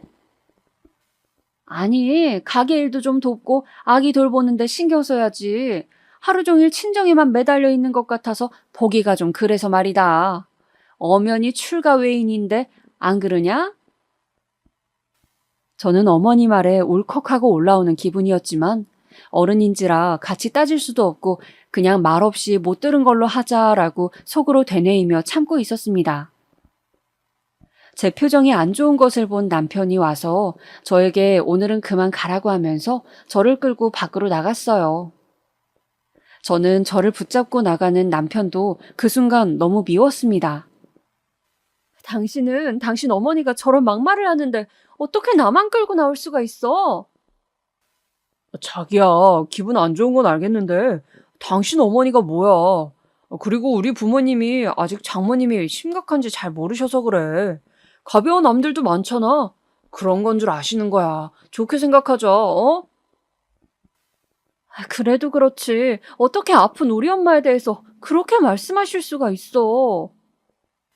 미안해, 자기야. 섭섭한 마음 이해해. 내가 사과할게, 어? 저는 간신히 섭섭한 마음을 추스르고 남편의 사과를 받았죠. 엄마는 완전 말기는 아니었지만 후기에 해당했고 이미 전이가 조금 되어 있다는 소견을 받았어요. 수술을 하기로 했는데 수술 당일에 초조하게 기다리고 있던 저에게 더 힘든 소식이 들려왔습니다. 6시간에서 8시간 정도는 걸린다고 했는데 1시간 만에 의사가 밖으로 나와서 저에게 그러는 것이었어요. 생각보다 여러분이 전이가 많이 되어서 수술을 하기가 힘들다고요. 아무래도 수술 없이 항암을 하셔야 할 것 같다고 했습니다. 정말 설상가상이었어요. 제가 생각한 것보다 엄마는 더 상태가 안 좋았습니다. 아버지가 엄마를 간병해야 하는 상황이 길어지면서 친정의 형편은 더 안 좋아졌어요. 당장 남동생도 아직 대학생이었고 돈이 빠듯한 상황이었죠. 저는 제가 모아두었던 비상금을 일단 아빠에게 드렸어요. 결혼하면서 가지고 갔던 돈이었죠. 급한 병원비 이걸로 일단 쓰고 생활비에도 보태라고 1,000만 원을 드렸습니다. 아빠는 이런 돈을 내가 너한테 줘야 하는데 미안하다고 눈물을 보이셨어요. 저도 아빠 손을 붙잡고 함께 울었죠. 우리가 함께 노력하면 엄마는 꼭 좋아지실 거라고 저는 그렇게 아빠를 붙잡고 눈물을 흘렸습니다. 그렇게 엄마는 수술을 하지 못하시고 항암 치료를 시작했어요. 날이 갈수록 수척해지고 머리도 빠지는 엄마를 보면서 제 마음도 찢어져 갔습니다. 항상 여자는 나이가 들수록 머릿결 관리가 중요하다며 신경 쓰시던 엄마였는데 머리숱이 거의 없어지자 항상 모자를 쓰고 계시는 엄마의 모습이 너무 마음이 찢어지는 것 같아. 저는 엄마 병문안을 다녀오는 날이면 그렇게 지하철 화장실에서 울고 또 울었습니다. 정말이지 제 인생의 본질이 고통이라고 하지만 이렇게 괴롭고 힘들 줄이야. 저는 이 시간이 어서 지나가기를 빌고 또 빌었습니다. 그러나 저의 바람과는 달리 적극적으로 치료를 하는데도 엄마는 급속히 안 좋아지셨어요. 나날이 쇠꼬챙이처럼 말라가고 식사도 편하게 하시지 못했죠. 저는 엄마를 생각하며 울고 지내는 날이 많았습니다. 시댁과 남편이 뭐라 하든 안중에도 없었어요. 내 부모, 배 아파 저를 낳고 키우고 돌봐준 엄마가 지금 돌아가실지도 모른다는 생각을 할 때마다 그 사람들이 무슨 말을 하든 상관없었고 오직 엄마 생각만 날 뿐이었습니다. 그렇게 반쯤 넋을 놓은 채로 지내고 있는데 하루는 시어머니가 저를 끌고 한의원에 데리고 가더군요. 어머니, 한의원은 왜 가는 거예요? 둘째 아기 잘 들어서라고 보약 한 제 지으려고 한다. 네? 아이, 내가 점집 가서 점괘를 보니까 말이다. 둘째가 빨리 아기를 가져야 한다는구나. 네가 아기를 안 가지는 바람에 우리 집안 기운이 다 빠져나가고 있대. 그래서 둘째가 아기를 가져야 그 기운이 돌아온다고. 그 아이가 우리 집안을 일으킬 아기라는구나. 그래서 둘째 몸 좀 따뜻하게 할 수 있는 한약 지으러 간다. 어머님 죄송하지만 혼자 가시면 안 될까요? 제가 지금 그런 걸 신경 쓸 정신이 아니에요. 김도사가 그랬어. 꼭 너를 데리고 가라고. 그래야 너한테도 좋고 둘째한테도 좋다고 말이야. 그리고 산 사람은 살아야지. 어차피 곧 가실 양반한테 그렇게 마음 쓰고 힘들어하면 뭐하니? 네? 지금 뭐라고 하셨어요, 어머니? 우리 엄마 아직 안 죽었어요. 살아 계시다고요. 사과하세요. 지금 하신 말씀. 어떻게 그런 말씀을 표정 하나 안 바뀌고 하시는 거예요? 저는 순간 악에 받쳐 소리를 질렀습니다. 어머니는 소리를 지르는 제가 창피했던지 저를 끌고 한의원 밖으로 나와 화를 내셨어요. 아니, 그러면 네 할 일은 하나도 안 하고 친정부모에 미쳐서 있는 너를 언제까지 내가 봐주니? 제 할 일이 뭔데 그러시는 거예요? 뭐긴 결혼했으면 그 집안이 잘 되도록 힘써야지. 집에서 밥만 축내고 친정 쏘다니는 게 네 할 일인 줄 아니? 어느 정도껏 돼야 넘어가지. 누구나 집에 아픈 환자 한 명쯤은 있어. 왜 이렇게 유난이야? 탁! 저는 너무 화가 나서 어머니의 손을 뿌리치고 그 자리에서 나와버렸습니다. 그날 저녁이었어요. 당신 엄마 뿌리치고 가버렸다며? 어머님께 이야기를 들었는지 남편이 저에게 따지고 드는 것이었습니다. 나 오늘도 엄마 병실에 갔어야 했는데 엄마 혼자 있는 날이란 말이야. 근데 동서 한약 짓는데 왜 나를 데리고 가시냐고. 어머니 진짜 왜 그러신데? 아니, 나이 든 양반이 점을 좋아하니까 그 점쟁이가 하는 말을 좀 믿고 따라할 수도 있는 거지. 그게 좀 이해가 안 돼도 노인 비위 좀 맞춰준다 생각하고 하는 신용이라도 하고 좋게 좋게 말씀드리면 안 돼? 왜 집안을 시끄럽게 분란을 만들어? 당신 지금 말 다 했어? 지금 이 상황이 내가 분란을 만든 거라고? 분란을 만드는 사람이 누군데 그래? 저도 남편에게 질세라 악에 받쳐 소리를 질렀습니다. 남편은 제가 악다구니를 쓰며 대들자 고개를 절레절레 흔들며 옆방으로 가버리더군요. 저는 친정엄마가 아프자 시댁 식구들과 남편의 태도를 보고 정말 결혼을 후회했습니다. 아무리 그래도 내 부모가 이렇게까지 아프다는데 어떻게 이런 식으로 할 수 있는지 정말 좋게 생각해 보려고 해도 용납이 안 되는 모습들이었습니다. 그 후에도 친정엄마 때문에 시댁과 또 트러블이 있었습니다.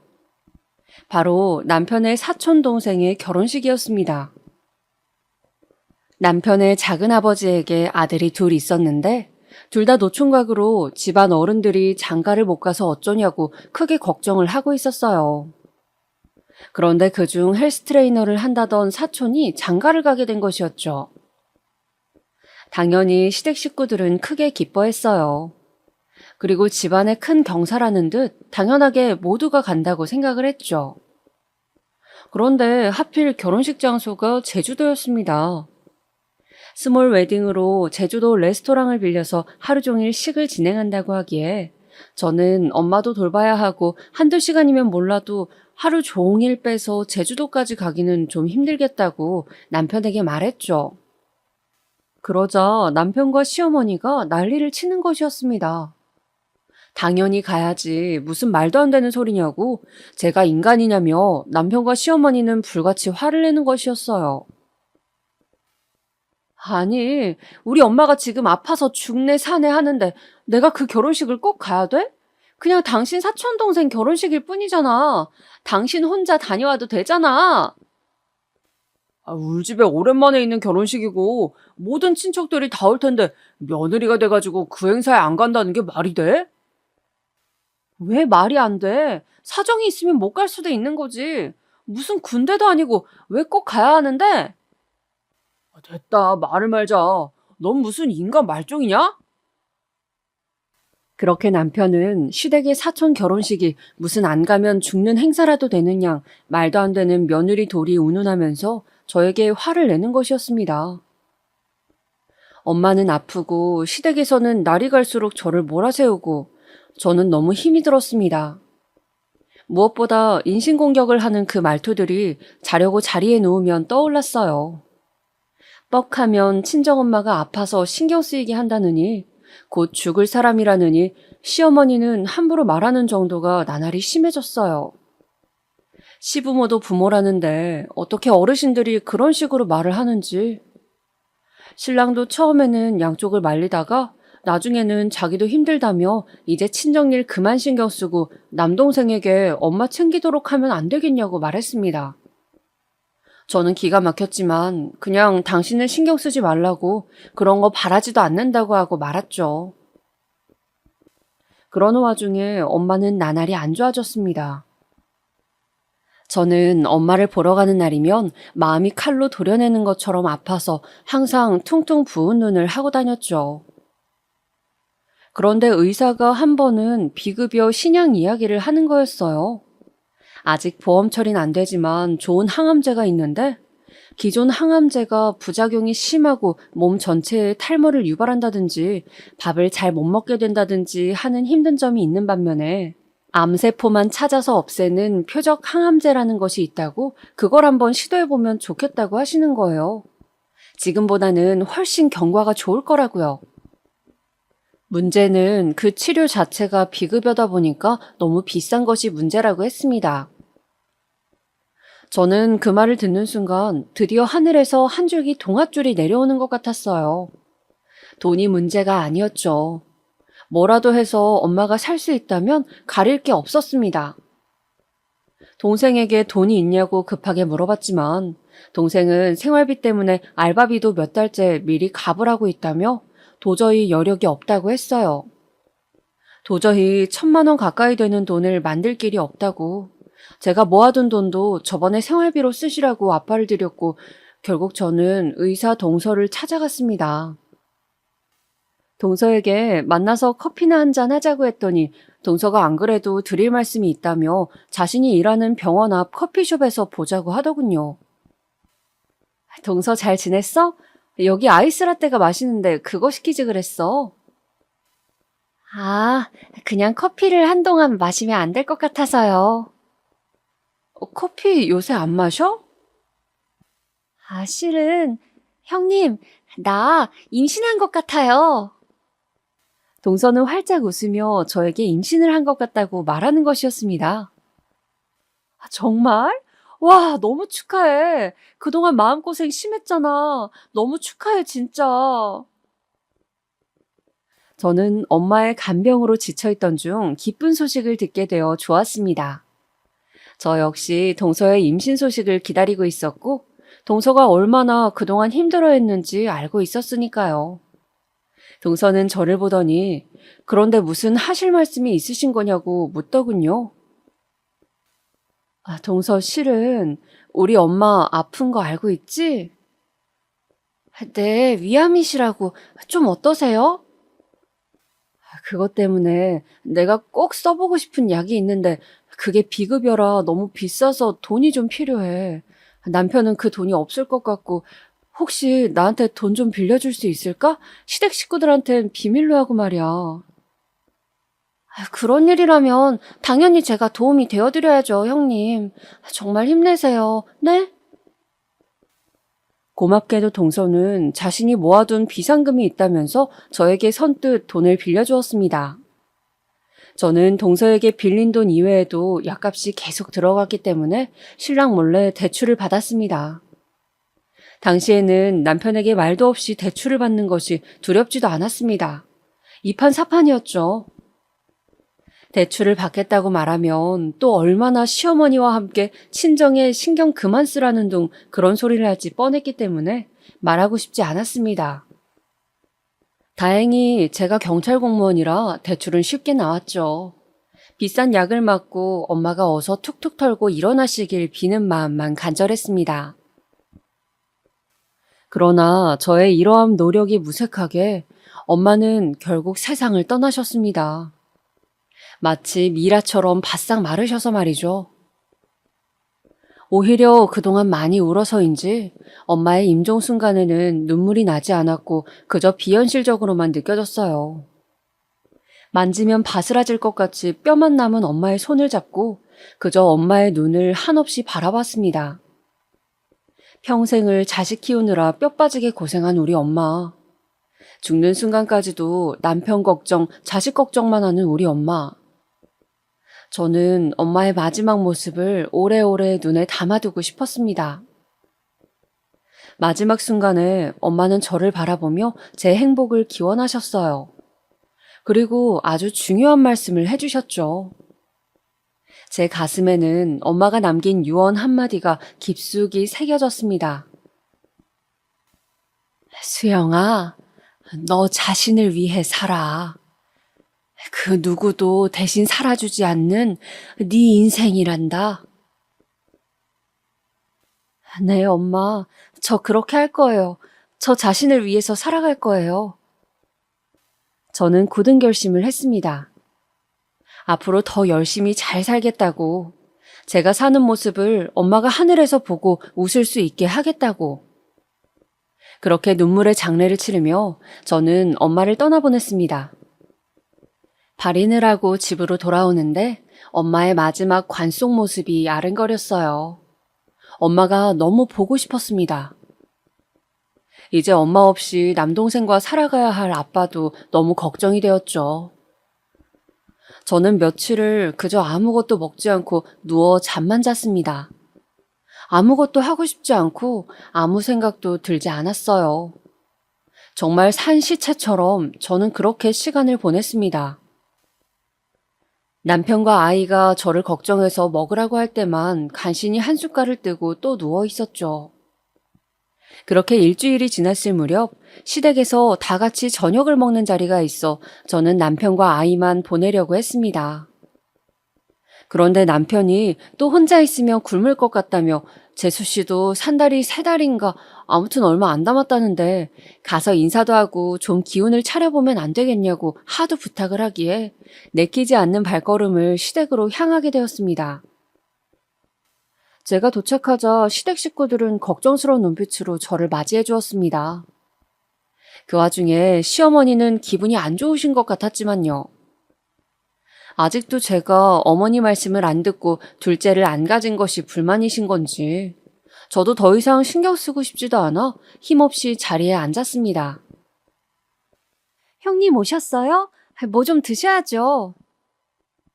동서가 제가 반가웠는지 벌떡 일어서서 부른 배를 안고 제가 먹을 것을 챙겨주려고 일어섰습니다. 그 순간이었어요. 쿵! 동서가 그만 발을 헛디뎌 넘어져 버린 것이었습니다.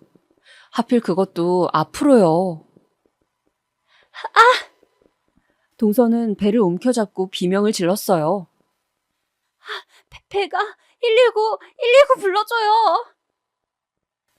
동서는 신음소리를 내며 땀을 뻘뻘 흘렸고 모두가 너무 놀라 혼비백산해서 구급차를 불렀습니다.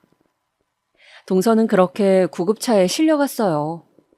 저도 너무 놀라서 그저 그 자리에 가만히 앉아 있다가 그만 집에 가라고 시어머니가 말씀하셔서 집으로 왔습니다. 그러고 3시간여가 지났을까? 갑자기 띵동 띵동 초인종이 울리는 것이었어요. 쾅쾅쾅쾅! 누군가 우리 집 문을 세게 두드리는 소리도 들렸습니다. 누구세? 너 때문에 네가 악기를 달고 와서 우리 손주가 나가 죽어. 갑자기 달려든 시어머니가 제 머리채를 잡았습니다. 저는 너무 놀라 허우적대며 시어머니의 앙칼진 소나기에 끌려다닐 수밖에 없었어요. 어머니, 왜? 엄마, 왜 이래요? 엄마! 어머니는 한참을 그렇게 제 머리채를 잡고 뒤흔들더니 씩씩대며 놓으시더군요. 유산했단다. 김도사가 안 그래도 한동안 널 집에 들이지 말라고 했거늘 다들 안쓰럽다고 기어이 불러서는 둘째가 그렇게 힘들게 가진 아기 유산했다고. 다 너 때문이다. 집안 말아먹으려나. 어머니는 그렇게 계속 악다구니를 쓰셨습니다. 저는 어머니의 말씀에 너무 어이가 없어서 헛웃음이 나더군요. 어머니, 아직도 그 점쟁이 타령이세요? 그래서 돌아가신 우리 엄마가 악귀가 되어서 동서 아기를 데려갔다는 거예요, 지금? 그걸 말이라고 하세요? 어떻게 부모 잃은 제 앞에서 그런 말씀을 하실 수가 있어요, 어머니.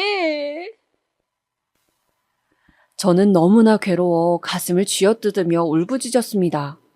사람이 사람으로 태어나 어떻게 이렇게 모질고 자기 입장밖에 모를 수가 있는지, 할 말 못할 말 가리는 게 그렇게 힘든 일인지 저는 더 이상 시모를 보고 싶지가 않았습니다. 너무 정이 떨어지고 끔찍했어요. 그래서 그 길로 이혼하자는 말만 남기고 짐을 싸서 아이를 데리고 친정으로 가버렸습니다. 그렇게 친정에 와서 지낸 지 3일째 되던 날, 저는 꿈을 꿨습니다. 꿈속에는 돌아가신 어머니가 희한하게도 무당옷을 입고 점집처럼 보이는 곳에 앉아 계셨어요. 그런데 어머니는 저에게 자꾸 자신이 입은 옷을 가리키는 거였습니다. 저에게 뭔가 이야기를 하고 싶으신 것 같았어요. 저는 엄마를 부르다가 그만 잠에서 깨고 말았습니다. 깨어난 후 골똘히 생각에 잠겼죠. 왜 엄마가 무당옷을 입고 있었을까? 혹시 나에게 뭔가 할 말이 있었던 것은 아닐까? 그렇게 몇 날 며칠을 생각하다가 저는 김도사를 찾아가 보기로 했습니다. 아무래도 엄마가 입고 있던 무당옷이 김도사를 뜻하는 것 같아서였죠. 예약을 하고 점을 보러 간다고 핑계를 대서 저는 김도사를 만나러 갔어요. 김도사는 50 중반쯤 되어 보이는 남자였는데 제 사주를 봐주고 이혼을 고민한다고 했더니 대뜸 그러더군요. 시댁이 별나 아주 특이해. 그래요? 어떻게 특이한데요? 아기를 낳아야 돼. 그래야 모든 것이 내려가. 애군이 씻겨. 아기요? 아기 없지? 딱 보니까 없구먼. 아기 낳을 거 아니면 이혼해. 올해 안에 아기를 낳아야지. 그게 아니면 살기 힘들어. 저는 김도사가 뭔가 엉터리 같다는 생각이 들었습니다. 어떻게 우리 시어머니 마음을 잡았는지 몰라도 아기 이야기를 하는 게 고정 레퍼토리 같았어요. 그래서 저는 김도사에 대해서 더 알아봐야겠다고 마음을 먹었습니다. 제가 직업이 경찰인지라 저는 혹시 이쪽에 기록이 있나 싶어 김도사의 신상을 찾아봤어요. 사실 그렇게 해서는 안 되지만 김도사의 신상을 알아보니 세상에 김도사는 사기죄로 복역한 전과가 있는 사람이었어요. 말 그대로 사기꾼이었던 겁니다. 저는 김도사가 사실은 사기꾼이라는 사실을 알아내고 어떻게 이 사실로 시어머니를 기함하게 할지 고민했어요. 이혼은 당연히 할 거지만 감히 우리 엄마에게 악귀라고 한 그 노망난 인간을 가만두고 싶지가 않았습니다. 그래서 저는 경찰복을 입고 어머니가 점집에 가셨을 때 들이닥치기로 했어요. 다른 경찰 친구에게도 그냥 옆에만 서 있어 달라고 부탁을 했죠. 물론 제 명찰이나 이름은 가리고 저도 최대한 얼굴을 가렸습니다. 어머니는 한 달에 한 번씩 주로 주말에 김도사를 찾아가셨어요. 저는 동서에게 연락해 아기가 그렇게 된 것 정말 유감이라고 말했습니다. 동서는 다행히 시어머니처럼 그렇게 점을 맹신하는 것은 아니었어요. 그냥 그 아기의 운명이 그런 것이라 생각한다며 자신이 넘어지는 바람에 괜히 집안에 분란을 일으켰다며 저에게 사과를 했습니다. 저는 동서에게 미안하지만 혹시 어머님께 다음에 김도사를 만날 때 같이 가자고 떠보면서 언제 가시는지 좀 나에게 알려달라고 부탁을 했어요.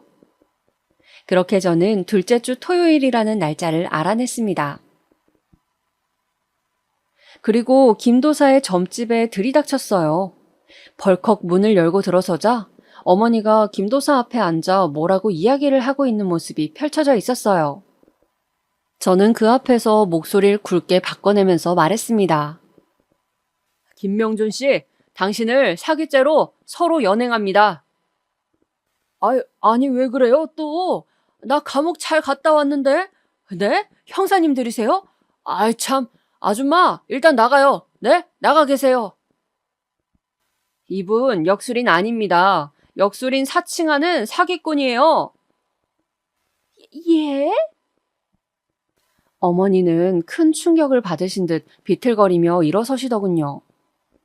그동안 김도사의 말을 듣고 투자도 많이 하고 많은 것을 정했는데 사기꾼이라는 정체가 밝혀지니 많이 놀란 듯 보였습니다. 저는 그렇게 김도사에게 겁을 주고 어머니에게 김도사의 정체를 까발렸어요. 물론 제 직업을 이용한 것은 잘못했다고 생각하지만 그 당시에는 저도 눈이 뒤집혀서 뭐라도 하고 싶었습니다. 제 시기에 어떤 복수였던 것이죠. 그리고 저는 남편에게 이혼 소송을 걸었어요. 그동안 점을 맹신하는 시어머니에게 구박을 당한 점과 남편이 이를 방관했다는 점, 친정엄마가 아플 때 언행까지 모조리 말해 위자료를 받아내고 양육권, 친권을 모두 가지고 왔습니다. 물론 이혼을 하는 것이 저라고 쉽진 않았어요. 아이가 있기 때문이죠. 그런데 도저히 엄마가 아플 때 시댁 식구들이 저에게 했던 행동들이 계속 떠올라서 그들을 용서할 수가 없었습니다. 얼굴을 보고 살아갈 자신이 없었다고 할까요? 정말 제 인생에서 도려내고 싶은 기억들이었으니까요. 무엇보다 계속 점쟁이 타령을 할 수도 있는 시어머니가 싫었고 결혼 생활을 유지한다면 그런 어머니 말씀을 또 따라야 하는 저의 신세가 싫었습니다. 정말이지 다시는 시어머니 얼굴을 보고 싶지가 않았거든요. 말 그대로 지긋지긋하다고 할까요? 그렇게 소송을 거쳐 힘들게 자유의 몸이 되었습니다.